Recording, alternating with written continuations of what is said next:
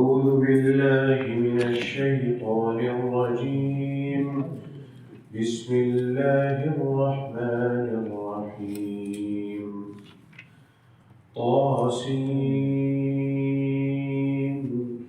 تلك آيات القرآن وكتاب مبين. هدى وبشرى للمؤمنين الذين يقيمون الصلاة ويؤتون الزكاة وهم بالآخرة هم يوقنون. إن الذين لا يؤمنون بالآخرة زينا لهم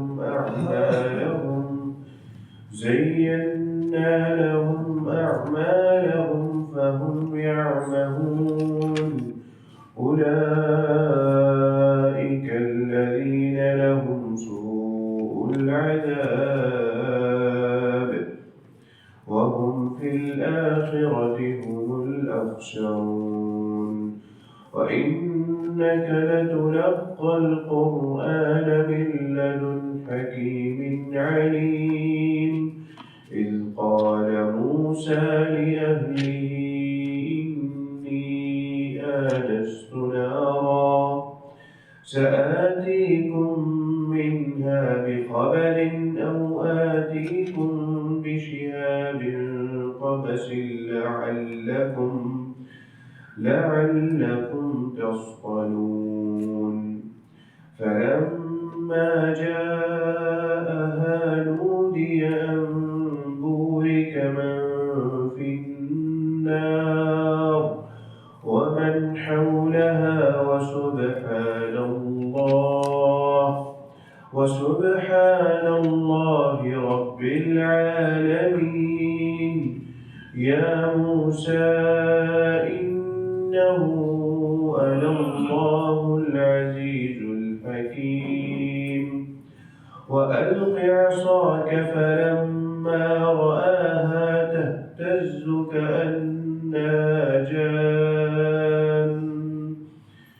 كأنها جان ولا مدبرا ولم يعقب. يا موسى لا تخف إني لا يخاف لدي المرسلون.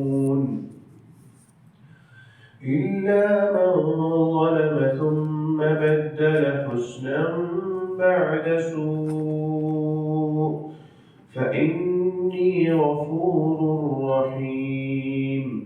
وأدخل يدك في جيبك تخرج بيضاء من غير سوء في 9 آيات إلى فرعون وقومه إنهم كانوا قوما فاسقين.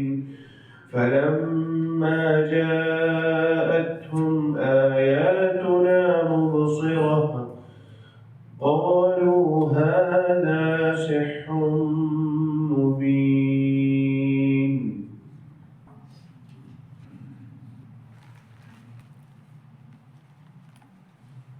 أعوذ بالله من الشيطان الرجيم. بسم الله الرحمن الرحيم. सूरा नमल नाम है इसका। इसमें जिक्र आया है नमल का, चींटियों का, और मक्की सूरा है ये। मज़मून इसका वैसे तो वही है जो आमतौर पर सारी सूरतों का मरकज़ी मज़मून है, जिसमें तौहीद का मज़मून है, रिसालत का मज़मून है, आखिरत का मज़मून है। लेकिन इस सूरा में जो ख़ास बात है वो ये है कि अल्लाह ताला ने इस सूरा में 3 किरदारों का जिक्र फरमाया है। 2 तो मारूफ हैं, एक वो ग्रोह जो ईमान लाने वाला है, एक वो ग्रोह जो ईमान नहीं लाने वाला। जो ग्रोह ईमान नहीं लाने वाला उनमें से अल्लाह ताला ने ख़ास तौर पे फ़िरौन का, कौम समूद का और कौम लूत का जिक्र फरमाया है। اور جو ایمان لانے والے ہیں ان میں سے حضرت داؤد علیہ السلام اور حضرت سلیمان علیہ السلام کا ذکر فرمایا ہے. دونوں باپ بیٹا بادشاہ تھے اور اللہ تعالیٰ نے بہت وسیع حکومت دی تھی. خود دعا کی تھی سلیمان علیہ السلام نے، حبلی حکمن لا ينبغي لأحد من بعد، یا اللہ مجھے اتنی بڑی حکومت عطا فرما کہ میرے بعد کسی دوسرے کے لائق نہ ہو اتنی. اور یہ بات کس کو سنائے گی؟ یہ بات سنائے گی قریش مکہ کو، جو اپنی سرداریوں کی وجہ سے، اپنے تکبر کی وجہ سے اور اپنے مال اور دولت کے غرور کی وجہ سے ایمان نہیں لا رہے تھے. اور تیسرا کردار جو ہے وہ بڑا اہم ہے، وہ ہے ملکہ سبا کا. اب ملکہ سبا جو ہے وہ مشرک تھی، اور حضرت سلیمان علیہ السلام کو حضور نے بتایا کہ میں نے قوم دیکھی ہے جو سورج کی پرستش کرتی ہے، پوجا کرتی ہے اللہ کو چھوڑ کے. تو سلیمان علیہ السلام نے خط لکھا اسے. اب بادشاہ ہوتے ہوئے، حکومت اور سرداری ہوتے ہوئے، دنیا کی ہر نعمت اور مال دولت ہوتے ہوئے، جب اس عورت کو یہ محسوس ہو گیا کہ وہ واقعی غلط کام کر رہی تھی، شرک میں مبتلا تھی، تو اس عورت نے شرک کا راستہ چھوڑ کے توحید کا راستہ اختیار کر لیا. اور یہ بات بھی خاص طور پہ قریش مکہ کو بتائی گئی کہ جتنا کچھ اللہ ہم نے تمہیں دیا ہے قریش مکہ کو، اس سے کہیں زیادہ ہم نے حضرت داؤد اور حضرت سلیمان علیہ السلام کو دیا تھا کہ ان کی بادشاہ کا تم تصور نہیں کر سکتے، ان کے اقتدار اور اختیار کا تم تصور نہیں کر سکتے. اسی طرح ملکہ سبا جو تھی اس کو بھی ہم نے حکومت دی تھی، سرداری دی تھی، دنیا کا مال دیا تھا، لیکن اس کے باوجود اس کی سرداری، اس کی حکومت اور دنیا کا مال دولت اس کے ایمان لانے میں رکاوٹ نہیں بنا، جس طرح تمہاری راہ میں یہ رکاوٹ بن گیا کہ ہم تو سردار ہیں، ہم اس کے پیچھے نہیں چلیں گے. اب یہ جو حکومت اور سرداری کا معاملہ ہوتا ہے نا، یہ بہت بڑی بات ہے اور بہت بڑی مثال دی ہے اللہ تعالیٰ نے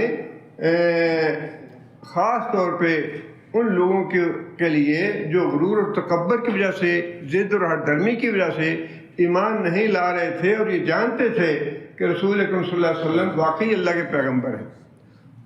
اس کے مقابلے میں ایک اور کردار ہے، اس کا ذکر احادیث میں ہے. بخاری شریف کے بالکل ابتدا میں نبی صلی اللہ علیہ وسلم نے جب خطوط لکھے مختلف بادشاہوں کے، تو نبی صلی اللہ علیہ وسلم نے جو روم کا بادشاہ تھا ہرقل، اس کو بھی خط لکھا. دحیہ کلبی رضی اللہ تعالیٰ عنہ کو خط دے کے بھیجا. اب اس نے پوری تحقیق کی اس خط کے بارے میں. وہ شام میں آیا ہوا تھا اور اس وقت اتفاق سے ابو سفیان ایمان نہیں لائے تھے، وہ بھی شام میں تھے اور سردار تھے اپنی قوم کے، معروف تھے. تو کیسے روم نے، ہرقل نے ابو سفیان کو بلایا اور تحقیق کی کہ یہ جس نے مجھے خط لکھا ہے اس کا معاملہ کیسا ہے، یہ کیا کہتا ہے، کس خاندان سے تعلق رکھتا ہے، اس کے فالوور کیسے ہیں، ساری باتیں. بالآخر اس نے ہرقل نے اپنے ایک دوست کو وہ خط دکھایا کہ یہ خط آیا ہے مجھے، اور وہ دوست جو تھا وہ عیسائی عالم تھا، اس کو خط دکھایا کہ یہ تم بتاؤ کہ تمہارا کیا مشورہ ہے اس بارے میں، یا تمہارا کیا اندازہ ہے. تو اس نے خط پڑھا، خط دیکھا، کہنے لگا مجھے لگتا ہے کہ ایک پیغمبر جو آنے والا ہے نا، یہ پیغمبر وہی ہوگا. اس نے اس بات کی تصدیق کر دی.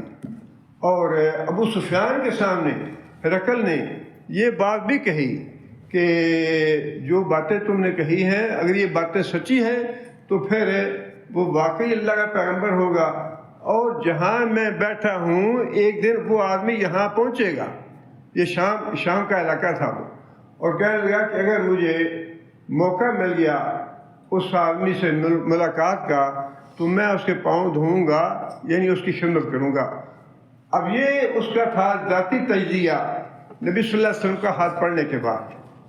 اور پھر جو اسے اپنے دوست سے رائے لی وہ بھی اس کو معلوم ہو گئی، اور اس کو اس بات کا یقین ہو گیا کہ واقعی محمد صلی اللہ علیہ وسلم اللہ کا رسول ہے. اب مسئلہ یہ تھا کہ حکومت تھی، سرداری تھی، بادشاہ تھا، اسے اپنے جو وزیر اور مشیر تھے ان سے بھی مشورہ لینا تھا اور ان سے بھی رائے لینی تھی اور ان کو بھی کسی طریقے سے قائل کرنا تھا کہ یہ واقعی اللہ کا رسول ہے اور اس پہ ہمیں ایمان لے آنا چاہیے۔ اس نے اہتمام یہ کیا کہ بہت بڑے حال میں اپنے جتنے بھی وزیر اور مشیر اور بڑے بڑے سردار تھے ان کو بلایا اور دروازے بند کر دیے عمارت کے۔ خود وہ کسی اونچی جگہ سے اس نے خطاب کیا اور خطاب یہ کیا کہ میرے پاس یہ خط آیا ہے اور اس خط کی ہم نے تحقیق کی ہے، فلاں نے اس کو پڑھا ہے، دیکھا ہے اور اس کے بارے میں سوچ و بچار کیا ہے، تو میری رائے یہ ہے کہ اگر تم اس سلطنت کو قائم رکھنا چاہتے ہو، یہ بخاری شریف کے الفاظ ہیں، اگر تم اس سلطنت کو قائم رکھنا چاہتے ہو اور اپنی خیر اور بھلائی چاہتے ہو دنیا اور آخرت کی، تو میرا مشورہ یہ ہے کہ اس پہ ایمان لے آنا چاہیے۔ اب بخاری شریف کے الفاظ یہ ہیں کہ جیسے ہی ہرقل نے یہ بات کی کہ اس پہ ایمان لے آنا چاہیے، ایمان کی جب بات آئی تو جو سردار تھے، وزیر اور مشیر تھے، گدھوں کی طرح چیخنے لگے اور بھاگے دروازوں کی طرف، لیکن دروازے بند تھے، باہر جا نہیں سکتے تھے۔ پھر اس نے سارے اپنے جتنے تھے ان کو پرسکون کیا، ان کو بٹھایا اپنی جگہ پہ اور پھر اس نے کہا کہ بات یہ ہے کہ میں نے جو باتیں کی ہیں نا، میں اصل میں یہ دیکھنا چاہتا تھا کہ تم اپنے دین میں کتنے مضبوط ہو۔ ہمیں اپنے دین پہ ہی قائم رہنا چاہیے، ہم اپنے دین پہ قائم ہیں۔ یہ دیکھیں، یہ ہے حکومت اور سرداری۔ ان چیزوں کو، اور یہی معاملہ تھا قریش مکہ کا، ان کی جو بڑی بڑی سرداریاں تھیں، اب یہ جو بدر میں سردار سارے مارے گئے اور وہ ماتم کرتے رہے، ساری جتنے بھی قریش تھے اور اہل مکہ تھے، وہ اسی وجہ سے، تو جو سردار اپنی سرداریوں کی وجہ سے، چودراہٹوں کی وجہ سے، اپنی ضد اور ہر درمی کی وجہ سے اپنے ایمان پہ قائم تھے، اپنے ایمان پہ اڑے ہوئے تھے، وہ مارے گئے سارے، وہ ذلیل و رسوا ہو گئے۔ ان کی سرداریاں اور جو چودراہٹیں تھیں ان کے کام نہیں آئیں۔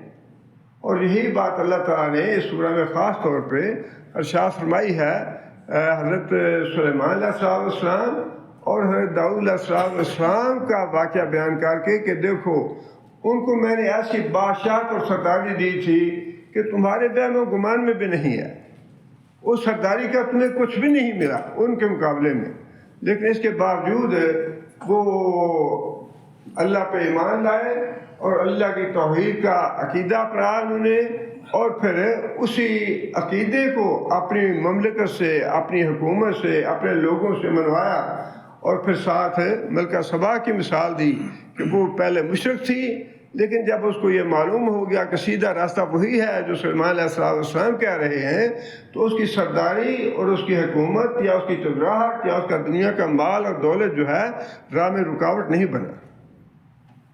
آج بھی اللہ تعالیٰ معاف کرے، بے شمار لوگ ایسے ہیں جن کے راستے میں کہ ہدایت کی راہ میں رکاوٹ یہ ہے کہ ہمارے مولوی صاحب کی بات ہے، یہ ہمارے امام صاحب کی بات ہے، ہمارے حضرت صاحب یا پیر صاحب نے یہ کہا ہے۔ یہ جو مصیبت ہے یہ انسان کو سیدھی راہ پہ آنے نہیں دیتی، اور یہی بات اللہ تعالیٰ نے قریش مکہ کو جتلائی ہے کہ دیکھو ملکہ سبا تم سے زیادہ اختیارات والی تھی، زیادہ دولت مند تھی، پورے ملک کا اقتدار تھا اس کے پاس، لیکن جب اس کے پاس راہ ہدایت آئی، عقیدہ توحید آیا، تو اس نے اس عقیدے کو اپنانے میں تعمل نہیں کیا۔ یہ 3 کردار ہیں جو اللہ تعالیٰ نے اس سورہ میں بیان فرمائے ہیں۔ باقی باتیں جو ہیں وہ وہی ہیں، عقیدہ توحید ہے، رسالت ہے، آخرت کا بیان ہے۔ اللہ فرماتے ہیں تاسین تلک آیات القرآن و کتاب مبین، حروف مقطعات میں سے ہے جس کے بارے میں اللہ تعالیٰ بہتر جانتے ہیں، نبی صلی اللہ علیہ وسلم نے وضاحت نہیں کی، مفسرین نے بھی اس کے بارے میں کچھ نہیں لکھا۔ یہ آیات ہیں قرآن کی جو کہ کتاب مبین ہے۔ کتاب مبین کا مطلب یہ ہے کہ 2 معنی ہیں اس کے۔ ایک معنی یہ ہے کہ جتنے بھی احکام ہیں نا اس کے، اوامر ہوں یا نواہی ہوں، وہ اتنے واضح ہیں، اتنے کھلے ہیں اور اتنے صاف ہیں کہ انسان کو سمجھنے میں کوئی دقت پیش نہیں آتی۔ اللہ ایک ہے، نماز پڑھو، روزہ رکھو، زکوٰۃ دو، حج کرو، عمرہ کرو، صلہ رحمی کرو، دوسرے کا ادب اور احترام کرو، یہ ساری چیزیں، مسکینوں کا، یتیموں کا، بیواؤں کے ساتھ صلہ رحمی کرو اور ان کے ساتھ پہ ہاتھ رکھو. یہ احکام جو ہے ایسے واضح ہیں، ایسے کھلے ہیں کہ ان کو سمجھنے میں کوئی الجھن نہیں ہے. اور دوسری بات یہ مفہوم اس کا یہ بھی ہو سکتا ہے کہ حق اور باطل میں فرق کرنے کے معاملہ جو ہے اس کے احکام کھلے ہیں. فوراً یہ اس نے بتا دیا کتاب نے کہ یہ راستہ حق کا ہے، یہ راستہ باطل کا ہے، یہ برائی ہے، یہ نیکی ہے، یہ گناہ ہے، یہ اجر و ثواب کی بات ہے. یہ ساری باتیں جو ہیں قرآن مجید میں بڑی وضاحت کے ساتھ بیان کر دی گئی ہیں. آگے فرمایا کہ ہدن و بشریٰ للمؤمنین، یہ اس کتاب میں ہدایت بھی ہے اور ہدایت پانے کے بعد جو لوگ اس پہ عمل کریں گے ان کے لیے بشارت بھی ہے. ہدایت پانے کے بعد جو لوگ اس ہدایت پہ عمل کریں گے ان کے لیے بشارت بھی ہے. قرآن مجید کے بارے میں اللہ تعالیٰ نے 4 باتیں ارشاد فرمائی ہیں، اور جب انسان تلاوت کرے قرآن مجید کی تو 4 باتوں کی نیت ہونی چاہیے. اجر و ثواب تو ہے ہی، اس کے بارے میں تو کہنے کی بات ہی نہیں ہے. خود نبی صلی اللہ علیہ وسلم نے وضاحت فرمائی ہے اس کی کہ ایک حرف پہ 10 نیکیاں ملتی ہیں. اجر و ثواب تو ملتا ہی ہے، لیکن اس کے ساتھ انسان کو یہ نیت بھی رکھنی چاہیے کہ یا اللہ تیری کتاب جو ہے یہ ہدایت ہے، اس کتاب سے مجھے ہدایت بھی ملے. اللہم اہدنا فیمن ہدایت، اہدنا الصراط المستقیم. یہ جو ہدایت طلب کرنا ہے یہ بھی قرآن کے ذریعے ہی ہے. قرآن کی تلاوت کرتے ہوئے یہ نیت ہونی چاہیے کہ یا اللہ مجھے اس کتاب سے ہدایت ملے. دوسری بات فرمائی کہ یہ کتاب جو ہے ہدن و رحمت، یہ کتاب رحمت بھی ہے. رحیم کا مطلب ہے بہت نرم سلوک کرنے والا، بہت نرمی کرنے والا، زیادہ مواخذہ کرنے والا نہ ہو، زیادہ پکڑ کرنے والا نہ ہو، زیادہ قطر بیوت کرنے والا یا زیادہ چھان بین کرنے والا نہ ہو، بہت نرم ہو دوسرے کے لیے، وہ ہے رحیم. تو اس کا مطلب یہ ہے کہ قرآن یہ پڑھتے ہوئے ہمیں یہ بھی دعا کرنی چاہیے، یہ بھی نیت کرنی چاہیے کہ یا اللہ ہمارے ساتھ رحمت کا معاملہ کر. اللہم رحمت کا نرجو، یا اللہ ہم تیری رحمت کی توقع کرتے ہیں، یہ نیت بھی کرنی چاہیے. اور تیسری بات اللہ تعالیٰ نے فرمایا کہ یہ کتاب بڑی مبارک ہے، برکت والی ہے. یہ بھی نیت کرنی چاہیے جب تلاوت کر رہے ہوں کہ یا اللہ اس کتاب کے ذریعے ہمیں برکت عطا فرما. اور یہ برکت کا لفظ جو ہے بڑا جامع لفظ ہے. برکت کا معنی ہے کسی چیز میں اضافہ کرنا، کسی چیز میں زیادتی کرنا. اللہم بارک علی محمد وعلی آل محمد، اس میں برکت کا لفظ جو ہے نا وہ وضاحت نہیں کی گئی کہ برکت کس چیز میں، لیکن یہ معروف ہے یا یہ بات معلوم ہے کہ نبی صلی اللہ علیہ وسلم کے لیے جب ہم دعا کرتے ہیں اللہ بارک علی محمد، تو اس کا مطلب یہ ہے کہ یا اللہ نبی صلی اللہ علیہ وسلم کی عزت میں اضافہ فرما، نبی صلی اللہ علیہ وسلم کی فضیلت میں اضافہ فرما، یا اللہ نبی صلی اللہ علیہ وسلم کے درجات میں اضافہ فرما، نبی صلی اللہ علیہ وسلم کے مقام اور مرتبے میں اجر و ثواب میں اضافہ فرما.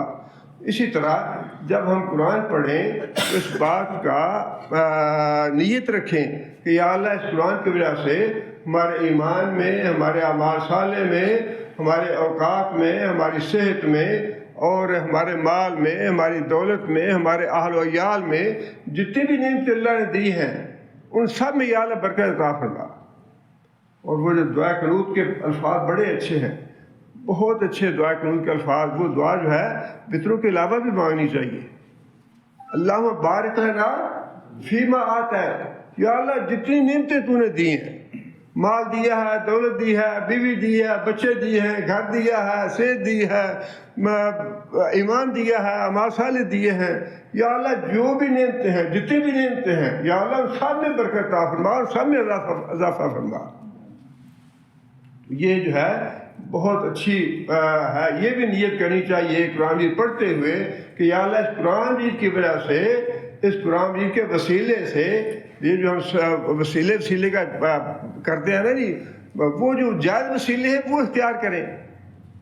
جو وسیلے جائز نہیں ہیں یا جن کے بارے میں شریعت میں کوئی ثبوت نہیں، ان پہ ہم لڑائی جھگڑے کرتے ہیں. بزرگوں کا وسیلہ، فلاں کا وسیلہ، عبدالقادر جیلانی کا وسیلہ، یہ وسیلہ وہ وسیلہ.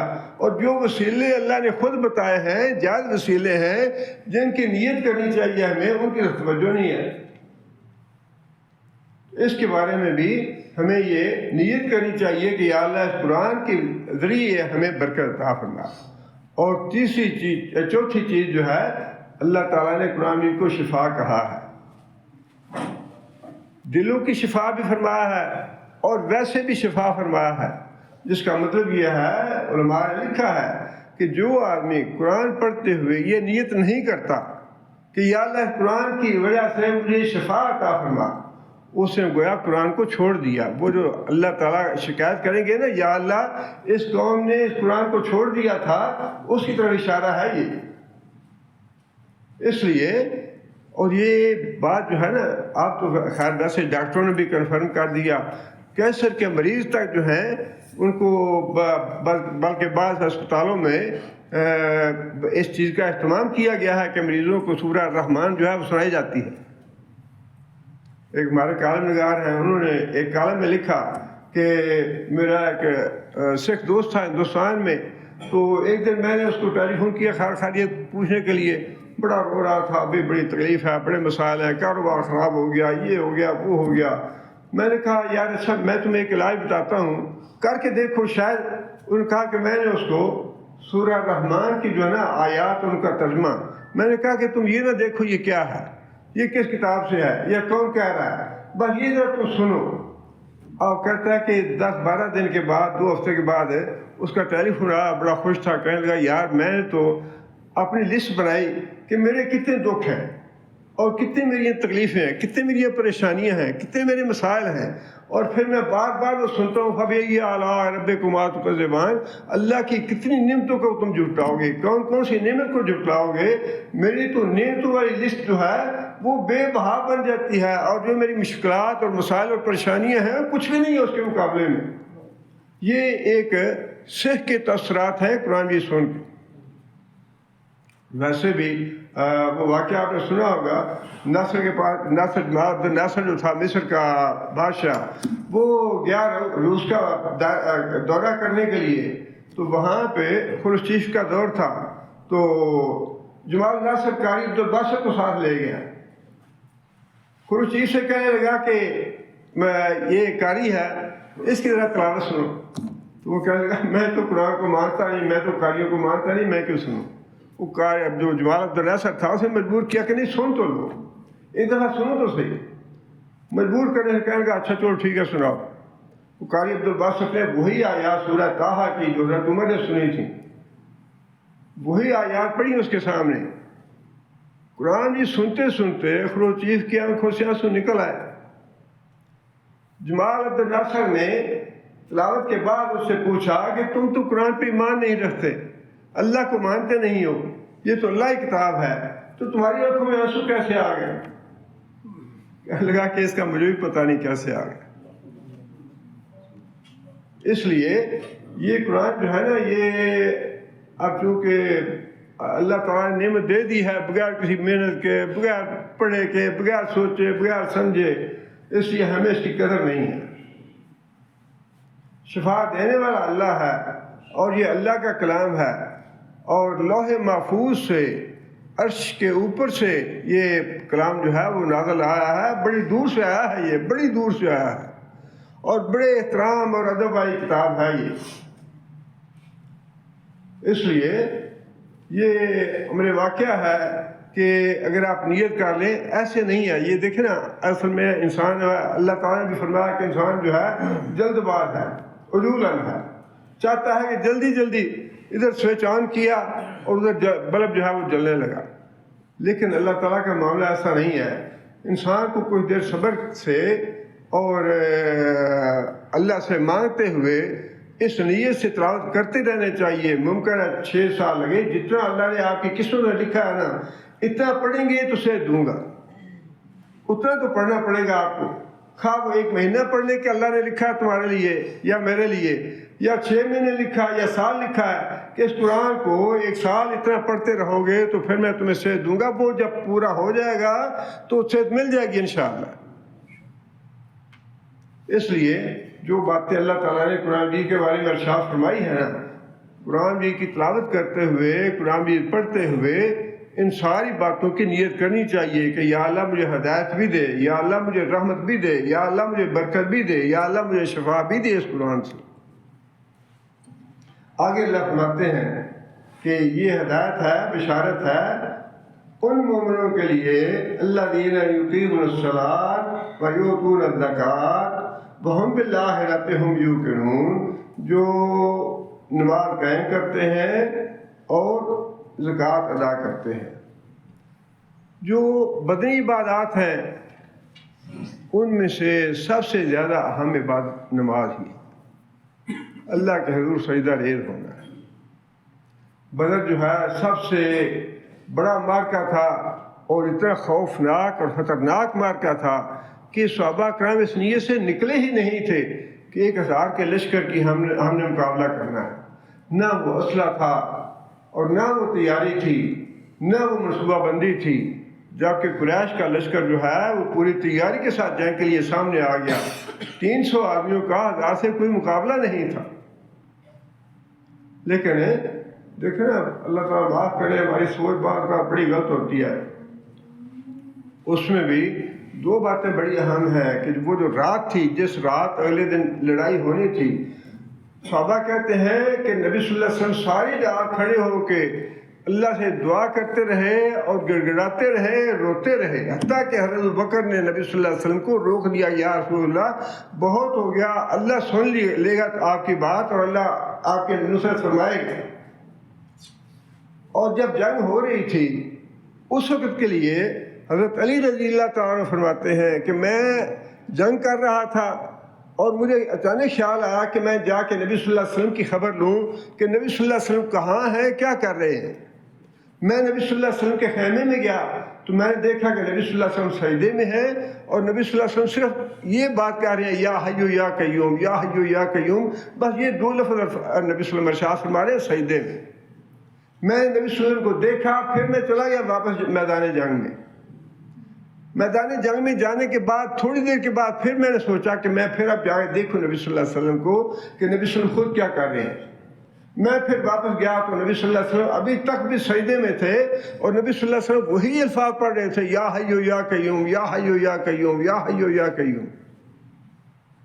تیسری بار حضرت علی کہتے ہیں کہ میں پھر آیا نبی صلی اللہ علیہ وسلم کو دیکھنے کے لیے، تیسری بار بھی میں نے نبی صلی اللہ علیہ وسلم کو سجدے کی حالت میں پایا اور نبی صلی اللہ علیہ وسلم وہی الفاظ دہرا رہے تھے۔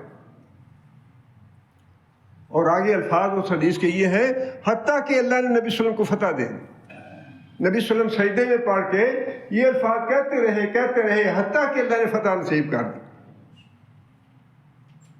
یہ ہے نماز کا اہتمام۔ نبی صلی اللہ علیہ وسلم جب آندھی آتی تو نماز کے لیے چلے جاتے، بارش ہوتی، طوفان ہوتا، کڑک ہوتی، کوئی حاجت ہوتی، پریشانی ہوتی تو نماز کے لیے فوراً چلے جاتے مسجد میں۔ نماز جو ہے یہ تو ایسے ہے کہ کھانے سے بھی زیادہ اہم ہے۔ جس طرح کھانے کے بغیر انسان زندہ نہیں رہتا، ایک مومن آدمی کو نماز کے بغیر زندہ نہیں رہنا چاہیے، زندہ نہیں رہ سکتا آدمی نماز کے بغیر۔ یہ جو ہے نا نماز، یہ پیمانہ ہے بندے کے ایمان کا۔ جو آدمی نماز میں ڈھیلا ہے نا اس کا ایمان کمزور ہے۔ وہ جو ہے نا آیت انبیاء کے لیے کانوا یسارعون فی الخیرات، نیکی کے کام میں تیزی اور سرعت دکھانے والے۔ تیزی اور سرعت یہی ہے نیکی کے کام میں کہ انسان نماز کے لیے وقت سے پہلے انسان اٹھے، وقت سے پہلے اٹھ کے وضو کرے اور نیت کرے کہ پہلی صف میں جا کے جگہ لینی ہے۔ یہ ہے سرعت نیکی کے کام میں کرنی، سبقت حاصل کرنی۔ فرمایا کہ ہدایت اور بشارت ان مومنوں کے لیے ہے جو نماز کو قائم کرتے ہیں، وَيُؤْتُونَ الزَّكَاةَ، اور مالی جو عبادات ہیں ان میں سے سب سے زیادہ اہم عبادت جو ہے وہ زکوٰۃ ہے۔ بدنی عبادت میں نماز اور مالی عبادت میں زکوٰۃ جو ہے وہ اہم ہے.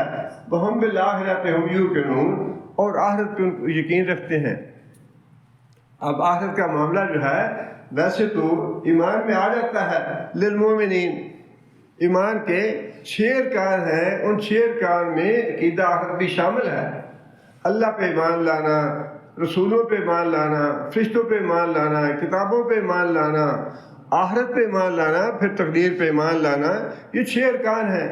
ان 6 ارکان میں آخرت کا معاملہ شامل ہے. لیکن آخرت کی اہمیت اتنی ہے آخرت پہ ایمان لانے کی، اللہ رسول کے بعد ایمان لانے کے بعد آخرت پہ ایمان لانے کی اہمیت اتنی زیادہ ہے کہ اللہ تعالیٰ نے اس کا الگ سے تذکرہ فرمایا ہے. جب انسان کو آخرت کا اور جزا سزا کا عقیدہ پکا ہو جاتا ہے نا، تو پھر انسان کوئی غلط کام عمدن نہیں کر سکتا، جان بوجھ کے کوئی گناہ نہیں کر سکتا.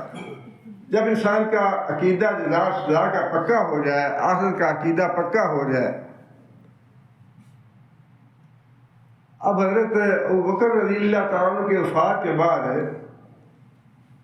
حضرت ابوبکر نے خود یہ وصیت فرمائی کہ جو کچھ میرے پاس تھا نا بیت المال کا، ایک پیالہ ہے، بلینکٹ ہے، اونٹ ہے، غلام ہے، یہ سارا کا سارا بیت المال میں جمع کرا دوں. حضرت عمر رضی اللہ تعالیٰ عنہ کے پاس جب یہ چیزیں گئیں کہ یہ حضرت ابوبکر صدیق نے اپنی خلافت کے دوران جو بیت المال کی چیزیں استعمال کی تھیں وہ چیزیں بیت المال کی واپس کر رہے ہیں. تو حضرت عمر رضی اللہ تعالیٰ عنہ نے یہ بات ارشاد فرمائی کہ ابوبکر نے میرے لیے بڑی مشکل پیدا کر دی ہے، میں نے بھی جا کے حساب دینا ہے. یہ جزا سزا کا تصور اگر پختہ ہو جائے، پکا ہو جائے. بحرین سے مال آیا، حضرت ابو درداء کی بیوی کہنے لگی سارا مدینہ جا رہا ہے وہاں مال لینے کے لیے، تو آپ کیوں نہیں جاتے؟ جائیں آپ بھی مال لے کے آئیں. کہنے لگے نہیں میں نہیں جاؤں گا. کیوں نہیں جاؤ گے؟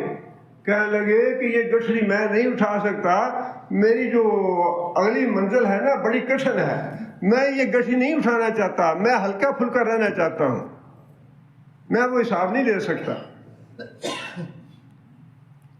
عبیدہ بن جرح سپہ سالار تھے، آرمی چیف تھے. حضرت عمر رضی اللہ تعالیٰ عنہ ملنے کے لیے گیا شام میں، سرداروں سے جا کے ملے حضرت عمر، اور پھر حضرت ابو عبیدہ بن جرح سے ملاقات ہوئی. ابو عبیدہ بن جرح حضرت عمر کو اپنے گھر لے گیا. گھر میں جا کے دیکھا تو وہاں ایک ڈھال پڑی تھی، ایک تلوار پڑی تھی اور اونٹ کا کجاوا تھا. اس کے علاوہ کوئی چیز نظر نہیں آئی. تو حضرت عمر رضی اللہ تعالیٰ نے فرمایا کہ ابو عبیدہ یہ اتنا سامان ہے، تو تم رئیس ہو، اب سپہ سالار ہو، جتنا سامان تمہارے دوستوں نے بنایا ہے، دوسرے لوگوں نے بنایا ہے گھر بار کا، اتنا تو تم بھی بنا لیتے. کہنے لگے کہ امیر المومنین جو میری آنے والی منزل ہے نا اس میں یہی جو بے سامانی ہے میرے لیے سامان ہوگی. یہ بے سامانی ہی مجھے سہولت پہنچائے گی. سامان اکٹھا کر کے میں اپنا بوجھ اپنے لیے نہیں بنانا چاہتا. سلمان فارسی رضی اللہ تعالیٰ عنہ بعد میں گورنر بنے، جتنے بھی صحابہ کرام تھے بڑے بڑے عہدوں تک پہنچے. اور سلمان فارسی رضی اللہ تعالیٰ عنہ اپنی وفات کے وقت رونے لگے. لوگوں نے پوچھا کیا بات ہے؟ مجھے نبی صلی اللہ علیہ وسلم نے ایک مجھ سے وعدہ لیا تھا، میں وہ وعدہ پورا نہیں کر سکا. وعدہ کیا تھا؟ وعدہ یہ تھا کہ دنیا کا مال اکٹھا نہ کرنا دنیا میں. جس طرح ایک مسافر زندگی بسر کرتا ہے نا اسی طرح زندگی بسر کرنا، اور جس طرح آج ہو نا تم اسی طرح میرے پاس آنا آخرت میں. اور حضرت سلمان فارسی رضی اللہ تعالیٰ عنہ کو غم یا رنجیدگی کس بات کی تھی؟ وہ یہ تھی کہ جب وہ فوت ہوئے تو ان کا جو اثاثہ تھا یا جو ان کی ملکیت تھی 20 درہم تھی. وہ 20 درہم پہ انہیں افسوس تھا کہ میں نے دنیا اکٹھی کر لی. یہ جو ہے نا عقیدہ آخرت میں جا کے ہم نے کتنے صحابہ کرام ایسے تھے. نبی صلی اللہ علیہ وسلم نے حضرت عبادہ بن صامت رضی اللہ تعالیٰ عنہ ان کو تحصیلدار بنایا کہ جا کے زکوٰۃ لے کے آؤ، لیکن بعد میں بھیجتے ہوئے یہ نصیحت فرمائی کہ دیکھنا کہیں ایسے نہ ہو کہ قیامت کے دن تم میرے پاس آؤ اور تمہارے کندھوں پہ اونٹ بلبلا رہا ہو یا کوئی گائے جو ہے وہ میا رہی ہو یا کوئی بکری تمہارے کندھے پہ ہو وہ چیز چلا رہی ہو، اور فرمایا کہ ایسے نہ ہو کہ تم میرے پاس کوئی ایک سوئی لے کے آؤ قیامت کے دن اور تم مجھے کہو کہ یا رسول اللہ میری مدد کریں، یہ مال غنیمت سے یا بیت المال کے مال سے میں نے لے لی تھی، فرمایا میں مدد نہیں کروں گا۔ عبادہ بن صامت کہنے لگے یا رسول اللہ ایسے حساب ہونا ہے؟ ہاں ایسے حساب ہونا ہے۔ فرمایا یا رسول اللہ آپ کسی اور آدمی کو بھیج دیں، میں تحصیلدار نہیں بنتا۔ یہ ہے آخرت کا تصور جس کا اللہ تعالیٰ نے بار بار، جب آخرت کا تصور دیکھیں نا، حضرت عمر بن عبدالعزیز کو خلیفہ راشد کیوں کہا جاتا ہے؟ ان کے بعد اور بھی تو لوگ آئے تھے، لیکن ان کو خلیفہ راشد اسی لیے کہا جاتا ہے کہ وہ بھی تقوی کے اعتبار سے، نیکی کے اعتبار سے اسی معیار پہ تھے جس معیار پہ خلافت راشدہ تھی۔ لوگوں نے عید پہ لوگوں کے بچوں نے کپڑے پہن لیے نئے، اور عمر بن عبدالعزیز کے بیٹوں نے بھی کپڑوں کا مطالبہ کیا، تو عمر بن عبدالعزیز کہنے لگے ٹھیک ہے میں خزانچی سے جا کے پیسے لاتا ہوں تمہارے کپڑے بنوانے کے لیے۔ خزانچی کے پاس گیا تو خزانچی بھی ایسے نہیں تھے، ہاں جی ٹھیک ہے وہ تو امیر المومنین کا حکم آ گیا، اب جو مرضی ہے لٹا دو، سب کچھ دے دو، ایسے نہیں تھا۔ خزانچی نے بھی پوچھا کہ امیر المومنین آپ کہہ رہے ہیں کہ میری اگلے مہینے کی تنخواہ سے پیسے کاٹ دینا، آپ مجھے یہ لکھ کے دے دیں کہ آپ اگلے مہینے تک زندہ رہیں گے۔ امیر المومنین نے کہا یہ تو میں نہیں لکھ کے دے سکتا، فرمایا تو میں بھی نہیں دے سکتا۔ یہ تھا جو جزا سزا کا عقیدہ۔ اگر فی الواقع انسان کے سامنے جزا سزا کا عقیدہ ہے، عقیدہ آخرت پکا ہے، تو یہ ممکن نہیں کہ انسان عمدن گناہ کرے، عمدن لاشعوری طور پہ سہون، وہ تو گناہ انسان ہے، بھول جاتا ہے، بھول چوک سے ہوتا ہے، لیکن جو شعوری گناہ ہے، جان بوجھ کے گناہ کرنا، اس سے انسان یہ عقیدہ آخرت انسان کو روک دیتا ہے۔ اس لیے اس کے بارے میں اللہ فرمایا کہ وہ لوگ جو آخرت پہ ایمان رکھتے ہیں، آگے پھر یہ بات ارشاد فرمائے ان الذین لا یؤمنون بالآخرۃ، جو لوگ آخرت پہ ایمان نہیں رکھتے وہ تو جو بے لگام گھوڑے کی طرح ہوتے ہیں۔ فرمایا کہ زینا لہم اعمالہم فہم یعمہون، ان کو اپنے اعمال، اپنے کرتوت جو ہیں بڑے خوشنما لگتے ہیں، بڑے اچھے لگتے ہیں۔ سارا خزانہ لوٹ لیا، اس کے باوجود بھی ہمارے ہاتھ تو بالکل صاف ہیں، جو کچھ ہم کر رہے ہیں ہمارا حق ہے، یہ ہمیں ملنا چاہیے، ہم تو 100 پشتوں سے وزیر اعظم بنتے چلے آ رہے ہیں، ہمیں کوئی نہیں روک سکتا۔ یہ اور پھر یہ ہے کہ جتنے بھی وہ جن قوموں نے یہ بات کہی حیات علیما توعدون، جس کی تم بات کرتے ہو قیامت آئے گی، زندہ ہوں گے، حساب کتاب ہوگا، یہ بڑی بعید بات ہے، کثیر بات ہے، یہ نہیں ہوگی، وہ قومیں ہی تباہ ہوئی، وہ قومیں بے لگام ہو گئیں۔ جب انسان کو یہ عقیدہ ختم ہو جائے کہ مجھ سے کسی نے پوچھنا ہے، یہ باقی اعمال کی تو بڑی معمولی سی بات ہے، اشارے پہ پولیس والا کھڑا ہو، پولیس والا نہ کھڑا ہو تو دیکھ لیں کتنا فرق ہے اس میں۔ جیسے اشارے پولیس والا نہیں ہے وہاں پہ انسان پرواہ نہیں کرتا، کوئی بات نہیں چلا نہیں کون پوچھنے والا ہے، پولیس والا کھڑا ہو تو سارے محتاط ہو جاتے ہیں۔ اگر جزا سزا کا عقیدہ نہیں ہے تو پھر انسان کو دوسروں کا مال لوٹنے میں، دوسروں کی چوری کرنے میں، ڈاکے ڈالنے میں، فحاشی اور بے حیائی کرنے میں، شراب پینے میں، زنا کرنے میں، دوسروں کے گھروں پہ اغوا کرنے میں کون سی چیز مانے ہے، کون سی چیز رکاوٹ ہو سکتی ہے؟ بلکہ وہ تو انسان سمجھتا ہے کہ جو کچھ میں کر رہا ہوں، جس راستے پہ جا رہا ہوں، یہ بالکل ٹھیک ہے، راستہ ہے، صحیح ہونا چاہیے، زندگی ایسے ہی بسر ہوتی ہے۔ انسان کو اپنے اعمال، گناہ جو ہیں وہ خوشنما نظر آتے ہیں، اپنے گناہ۔ فرمایا کہ جو لوگ آخرت پہ ایمان نہیں رکھتے، زینا لہم اعمالہم، ان کے اعمال ہم ان کے لیے خوشنما بنا دیتے ہیں، اور وہ اسی راستے پہ چلتے رہتے ہیں، اور شیطان تھپکی دیتے رہتا ہے کہ ہاں بیٹا جو کام کر رہے ہو نا یہ بڑا اچھا کام کر رہے ہو، اسی طرح چلتے رہو، یہی راستہ ہے تمہارا سیدھا جہنم میں جانے والا۔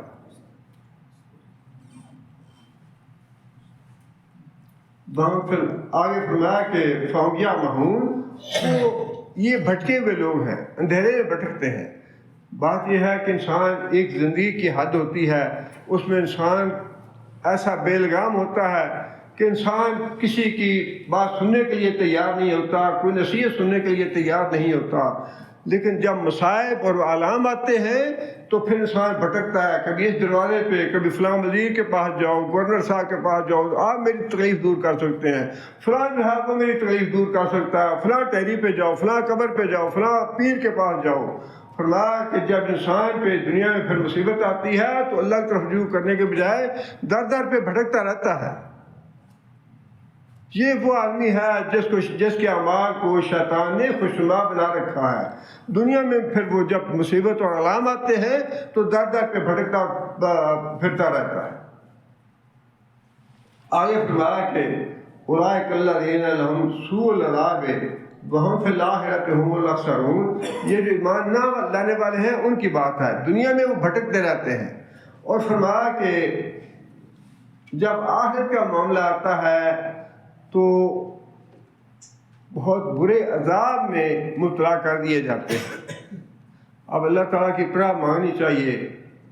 اللہ تعالیٰ نے مختلف جگہ پہ مختلف الفاظ استعمال فرمائے ہیں عذاب کے لیے، کہیں ہے عذاب شدید، کہیں عذاب علیم، کہیں عذاب مہین، کہیں بدترین عذاب۔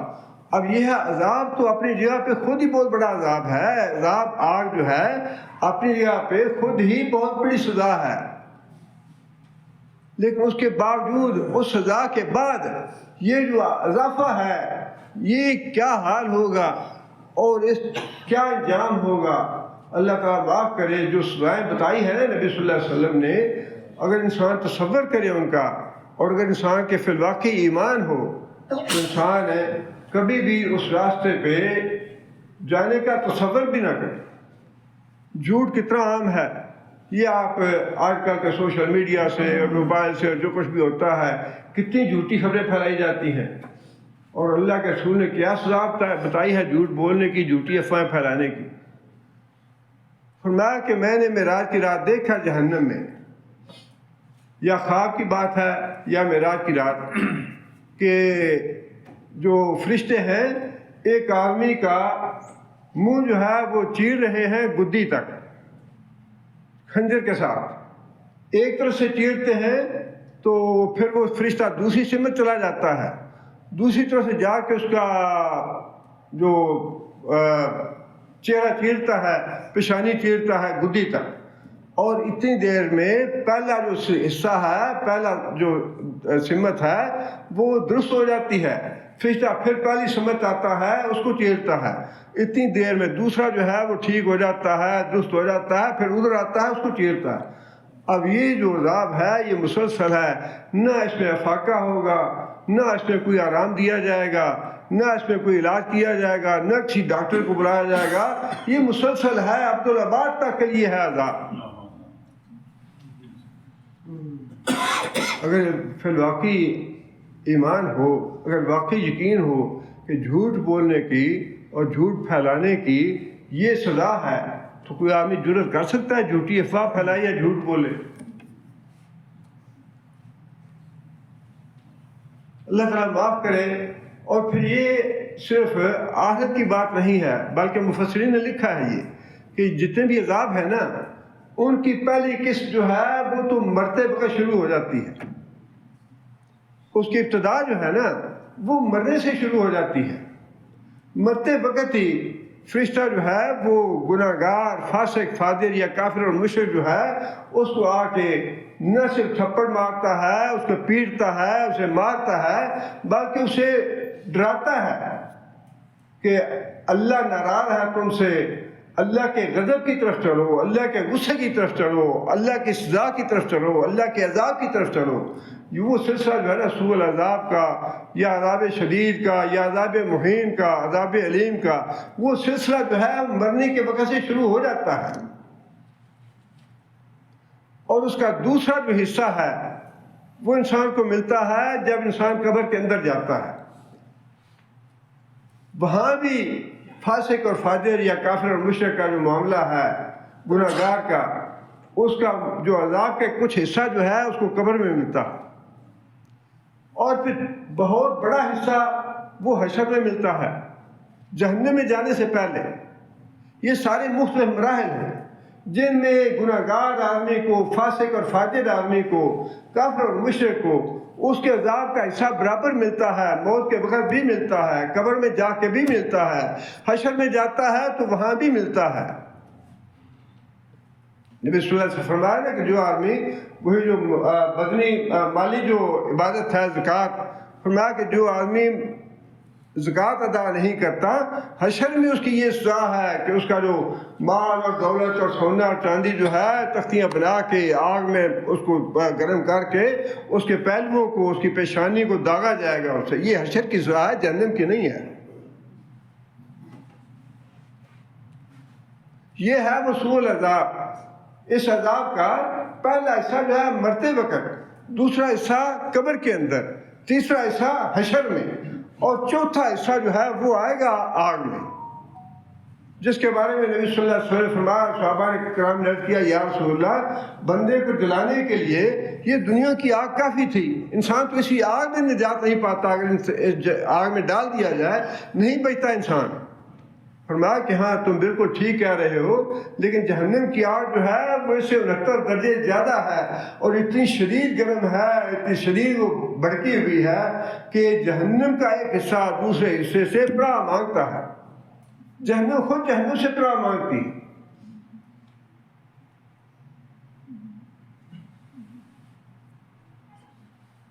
یہ جو اللہ نے فرمایا نا کہ یہ جو ایمان نہ لانے والے ہیں آخرت پہ، اللہ پہ، رسول پہ، قرآن پہ اور تقدیر پہ، ان کے بارے میں کہ ان کے لیے بدترین عذاب ہے اور آخرت میں وہی خسارے والے ہیں۔ آخرت کا معاملہ جو ہے وہ باقی مراحل سے الگ ہے، مرنے کا مرحلہ الگ ہے، قبر کا مرحلہ الگ ہے، حشر کا مرحلہ الگ ہے، اور جو آخری مرحلہ ہے جہنم کا وہ الگ ہے۔ آگے پھر اللہ تعالیٰ نے فرمایا کہ وَإِنَّكَ لَتُلَقَّى الْقُرْآنَ مِن لَدُنْ حَكِيمٍ عَلِيمٍ، یہ قرآن جو ہے آپ کو دیا جا رہا ہے اس ذات کی طرف سے جو بڑی حکمت والی ہے اور جاننے والی ہے۔ حکمت والی بار بار کیوں کہا اللہ نے؟ اللہ تعالیٰ نے انسان کو پیدا کیا، انسان کے جو تقاضے ہیں، جو کمزوریاں ہیں، اللہ خوب جانتا ہے۔ اللہ نے یہ حکم دے کے کوئی ظلم نہیں کیا۔ یہ جو کہتے ہیں نا جی حدود کے جو قوانین ہیں یہ تو بڑا سخت ظلم ہے، یہ حجاب کی پابندی، عورتوں کو گھر پہ بٹھانے والی پابندی، یہ تو بڑا ظلم ہے عورت پہ۔ 50% آبادی کو گھر میں بٹھا دیں گے، ترقی کیسے ہوگی؟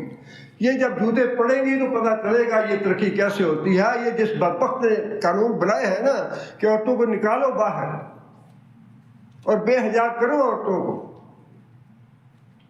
یہ جب آگ کا عذاب ملے گا تو پتہ چلے گا کہ ہاں 50% عورتیں جو ہیں وہ اسمبلی میں ہونی چاہیے، 50% سینٹ میں ہونی چاہیے، 50% ہر محکمے میں ہونی چاہیے، نکلو گھروں سے باہر۔ یہ تو بڑا ظلم ہے کہ عورتوں کو گھر میں بٹھا دیا جائے، یہ تو بڑا ظلم ہے کہ چور کے ہاتھ کاٹ دیے جائیں۔ یہ پاکستان کا قبلہ 70 سال سے 80 سال سے کیوں سیدھا نہیں ہو رہا؟ کسی مجرم کو سزا ملتی نہیں ہے۔ ہماری عدالتیں جو ہیں وہ مجرموں کو پالتی ہیں، مجرموں کی پرورش کرتی ہیں، مجرموں کو مواقع دیتی ہیں۔ ایک جرم کیا ہے فوری ضمانت ہے، جاؤ جا کے اور گناہ کرو اور جا کے ظلم کرو عوام پہ، جتنے مرضی جرم کرو۔ ایسا اللہ تعالیٰ معاف کرے منافقانہ ماحول ہے کہ جب کوئی بچی اغوا ہو جاتی ہے، جب کسی بچی کی عصمت دری کی جاتی ہے، لٹکا دو، فلاں کر دو، فلاں کر دو۔ لٹکانے کا جو قرارداد ہے اسمبلی میں کیوں نہیں لاتے؟ قانون کیوں نہیں بناتے لٹکانے کا؟ 70 سال سے کسی ایک آدمی کو قتل کی سزا قتل ملی ہے؟ سر عام لٹکاؤ نا. صرف آج تو 70 سال کی تاریخ میں ایک مرتبہ ضیاء الحق نے سر عام لٹکایا تھا جس نے بدکاری کی تھی لڑکی سے, اور اس کے بعد ضیاء الحق کے زمانے میں کوئی بدکاری کا واقعہ نہیں آیا بچی سے.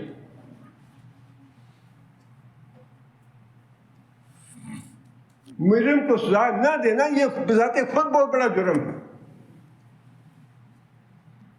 اور یہ جو بار بار حکیم فرمایا, حکیم حکیم حکیم, اللہ حکیم ہے.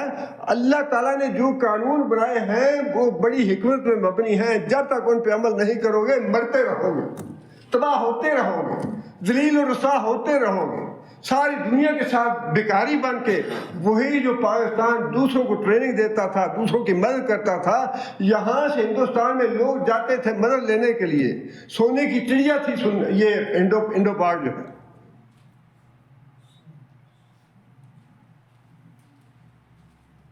یہ جو کشکول لے کے ساری دنیا میں پھر رہے ہیں, وجہ کیا ہے؟ وجہ یہی ہے کہ ہم نے اللہ کو ظالم سمجھ رکھا ہے. اللہ کے جو قوانین ہیں حکیم حکمت میں مبنی نہیں سمجھتے ہم. بار بار فرمایا کہ میں حکیم ہوں, میں تمہاری کمزوریاں جانتا ہوں, میں تمہارے تقاضے جانتا ہوں, میں تمہاری ضرورتیں جانتا ہوں. مجھے پتا ہے کہ انسان کو سیدھے راستے پہ کیسے لانا ہے. اللہ تعالیٰ کے بتائے ہوئے اوامر اور نواہی جو ہے, جب تک ان پہ عمل نہیں ہوتا, جب تک یہ بربادی ہوتی رہے گی, بربادی ہوتی رہے گی. 70 سال نہیں 700 سال لگے رہو, بناتے رہو کمیشن, بناتے رہو یہ جو فورسز ہے, اور جو کبھی کرتے رہو, کچھ نہیں ہوگا اس سے. جب تک دین کی تعلیم نہیں ہوتی, اللہ کے اوامر اور اللہ کے نواہی پہ عمل نہیں ہوتا, یہ قرآن کی تعلیم نہیں پڑھائی جاتی, قرآن کی تعلیم عام نہیں کی جاتی. جو کہ یہ پاکستان بچا ہوا ہے نا 70 سال سے, تو مانو یا نہ مانو, یہ صرف ان مولویوں کی وجہ سے بچا ہوا ہے جو 5 وقت کی اذان دیتے ہیں مسجدوں میں. یہ ان غریبوں کی وجہ سے بچا ہوا ہے جو 5 وقت جا کر نمازیں پڑھتے ہیں مسجد میں. یہ ان شیوخ القرآن کی وجہ سے بچا ہوا ہے جو مسجدوں کے مصلوں میں بیٹھ کے قرآن اور حدیث کی تعلیم دیتے ہیں. تو میڈل دیتے رہو کنڈروں کو, طوائفوں کو میڈل دیتے رہو, قوالوں کو میڈل دیتے رہو, لیکن یہ بات تمہیں معلوم ہوگی, آنکھیں تمہاری کھلیں گی کہ یہ ملک جو بچا ہوا تھا یہ ان مولویوں کی وجہ سے بچا ہوا تھا, ان نمازیوں کی وجہ سے بچا ہوا تھا. یہ جو شیوخ القرآن اور شیوخ الحدیث ہے جن کی آج تک کبھی حکومت نے خبر تک نہیں لی, مر جائیں تو ان کی کبھی وفات کی خبر دینے کے لیے کوئی میڈیا تیار نہیں ہوتا, ان کی کوئی قدر و قیمت نہیں ہے. یہ ملک بچا ہوا ہے تو ان کی وجہ سے بچا ہوا تھا. جو تمہاری کارستانیاں ہیں, اگر یہ کارستانیاں ہی صرف ہوتی ملک میں تو آج ملک میں کب تک یہ برباد ہو چکا ہوتا.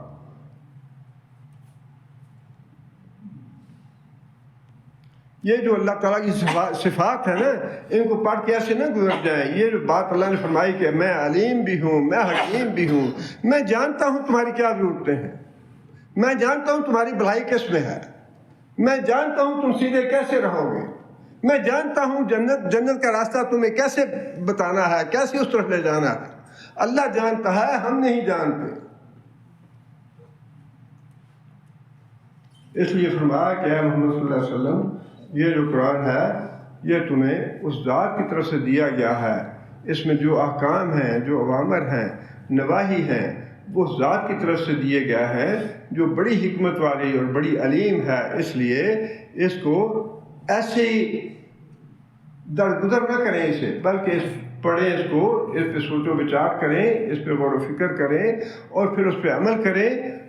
اگر پوری قوم اس پہ عمل کرے گی, کوئی پورا ملک اس پہ عمل کرے گا تو پورا ملک خوشحال ہوگا, پورے ملک کے لیے خیر و بھلائی ہوگی.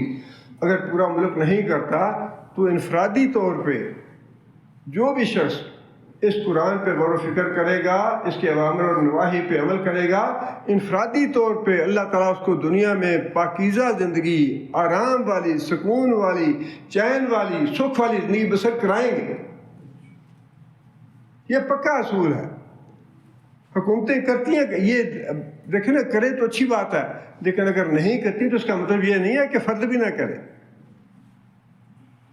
نہیں کرتے جائیں جہنم میں, اپنے حساب خود دیں گے.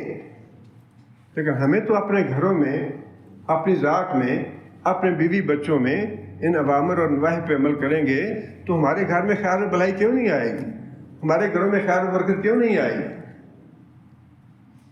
اس لیے اللہ تعالیٰ نے جو احکام دیے ہیں یہ اللہ تعالیٰ نے بار بار بات ارشاد فرمائی ہے کہ میں حکیم ہوں، میں علیم ہوں، میں خبیر ہوں۔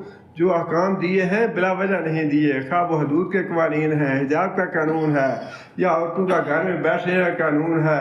عورتیں جب باہر نکلیں گی بے حجاب ہوں گی، فتنے پیدا ہوں گے، اور عریانی، فحاشی، بے حیائی بڑھے گی، کام نہیں ہوگی اس سے۔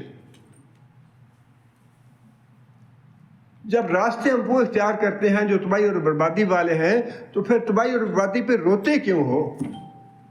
سعودی عرب کب تک تمہاری مدد کرتا رہے گا؟ 70 سال ہو گئے مانگتے مانگتے۔ اپنے قبلہ سمت جو ہے وہ سیدھا کرو، وہ سیدھا کرنے کے لیے تیار نہیں۔ اللہ تعالیٰ سے دعا ہے کہ اللہ تعالیٰ عمل کرنے کی توفیق عطا فرمائے۔ سبحان ربک رب العزت عما یصفون، سلام المرسلین، والحمد للہ رب العالمین۔ ایک تو ہمارے محترم بھائی اشفاق صاحب، ان کا آپریشن ہوا ہے کل، اور الحمدللہ آپریشن کامیاب ہوا ہے۔ اللہ تعالیٰ سے دعا ہے کہ اللہ تعالیٰ کو شفا عطا فرمائے اور ان کو صحتیاب کر کے اپنے بیوی بچوں میں لائے۔ دوسری بات یہ ہے کہ یہ بھائی بیچارے پریشان ہیں، پہلے بھی انہوں نے لکھا تھا اور اب بھی وہ اس وجہ سے پریشان ہیں۔ انہوں نے لکھا کہ آپ نے پچھلے درس میں یہ بات کہی تھی کہ اگر کسی کا قرض ہو اور ادا نہ ہو تو اس کی نماز روزہ نہ قبول نہیں ہوتا۔ یہ اصل میں تھوڑی سی وضاحت کرنا چاہتا ہوں۔ قبول نہ ہونا اور اس کا اجر و ثواب معلق ہو جانا، ان میں فرق ہے۔ اجر و ثواب کا روک دے، اجر و ثواب ضائع نہیں ہوتا۔ نماز روزہ قبول نہ ہونے کا مطلب یہ ہے کہ نماز روزے کا اجر ضائع ہو گیا۔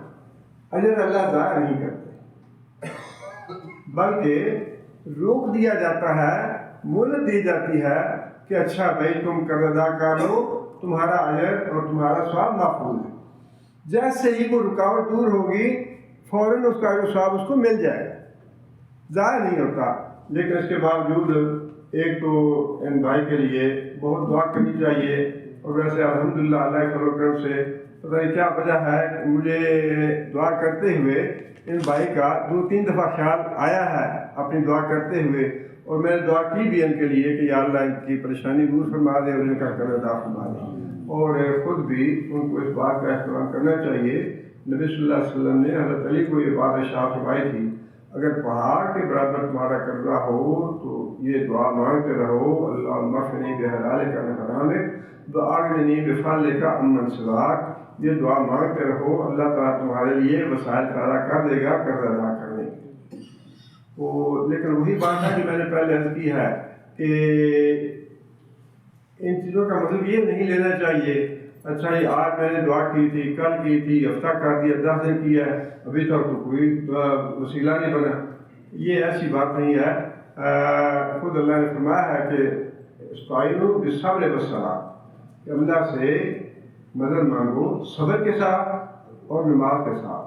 صبر کا مطلب یہی ہے کہ جو وقت اللہ نے لکھا ہے نا، اور جو وسیلہ اللہ نے بنانا ہے اس وقت پہ اللہ وہ وسیلہ بنا دیں گے، لیکن مایوس ہو کے چھوڑو نہ دعا کو، مایوس ہو کے چھوڑو نہ، بلکہ اللہ سے امید رکھو، توقع رکھو، یقین رکھو کہ اللہ تعالیٰ میرے لیے کوئی نہ کوئی راستہ پیدا کرے گا۔ لیکن اس کے ساتھ ساتھ دعا کا اہتمام کرنا وہ بھی بہت ضروری ہے۔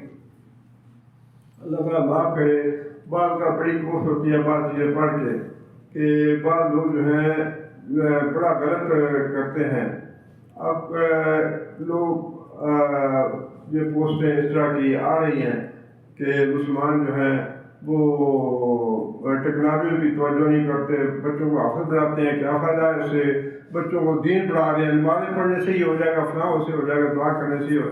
اللہ تعالیٰ معاف کرے، میں نے پہلے بتایا آپ کو کہ غزوہ بدر میں نبی صلی اللہ علیہ وسلم تیاری کر کے نہیں گئے تھے، ساز و سامان لے کے نہیں گئے تھے، جتنا کچھ مقابلے میں تھا وہ پتہ بھی چل گیا سب کچھ، لیکن اس غزوے میں، اس معرکے میں نبی صلی اللہ علیہ وسلم کا خیال کیا تھا؟ شاید آپ نبی صلی اللہ علیہ وسلم کھڑے ہو کے دعائیں مانگتے رہے، روتے رہے، اور عین لڑائی کے دوران بھی میں نے بتایا آپ کو کہ حضرت علی نے 3 دفعہ آگے دیکھا کہ نبی صلی اللہ علیہ وسلم کیا کر رہے ہیں اپنے خیمے میں، 3 دفعہ ہی دیکھا کہ نبی صلی اللہ علیہ وسلم سجدے میں پڑے۔ ان چیزوں کو جو ہے نا ہلکا سمجھنا یا ان پہ تان کرنا یا ان پہ اعتراض کرنے، یہ وہ لوگ ہیں جن کا ایمان ضعیف ہے یا جو ایمان دل میں نہیں ہے ان کے۔ یہ دعا کریں گے، اللہ سے گڑگڑائیں گے، روئیں گے، مانگیں گے، اللہ کے حضور جائیں گے تو یہ مسائل اور مشکلات اور پریشانیاں حل ہوں گی، خواہ وہ قوموں کے مسائل ہیں یا افراد کے معاملے ہیں، جو بھی ہے، جب تک ہم وہ راستہ اختیار نہیں کرتے جب تک معاملہ نہیں۔ اللہ کا توفیق عطا فرمائے۔ بسم اللہ الرحمن الرحیم، الحمد للہ رب العالمین، الرحمن الرحیم، مالک یوم الدین، ایاک نعبد و ایاک نستعین، اهدنا الصراط المستقیم، صراط الذین انعمت علیہم غیر المغضوب علیہم ولا الضالین۔ اللهم صل على محمد وعلى آل محمد كما صليت على إبراهيم وعلى آل إبراهيم إنك حميد مجيد۔ اللهم بارك على محمد وعلى آل محمد كما باركت على إبراهيم وعلى آل إبراهيم إنك حميد مجيد۔ ربنا ظلمنا أنفسنا إن لم تغفر لنا وترحمنا لنكونن من الخاسرين۔ ربنا آتنا في الدنيا حسنة وفي الآخرة حسنة وقنا عذاب النار۔ ربنا هب لنا من أزواجنا وذرياتنا قرة أعين واجعلنا للمتقين إماما۔ ربنا اصرف عنا عذاب جهنم إن عذابها كان غراما إنها ساءت مستقرا ومقاما۔ اللهم أعز الإسلام والمسلمين، اللهم أعز الإسلام والمسلمين، اللهم اذل الشرك والمشركين، اللهم دمر أعداء الدين، اللهم نذر قلوبنا بنور الإيمان، اللهم ثبتنا على اللسان، اللهم اغفر لجميع المؤمنين والمؤمنات الأحياء منهم والأموات۔ ربنا تقبل منا إنك أنت السميع العليم وتب علينا إنك أنت التواب الرحيم۔ سبحان ربك رب العزة عما يصفون وسلام على المرسلين والحمد لله رب العالمين۔ سارے بھائیوں کو گزشتہ عید مبارک۔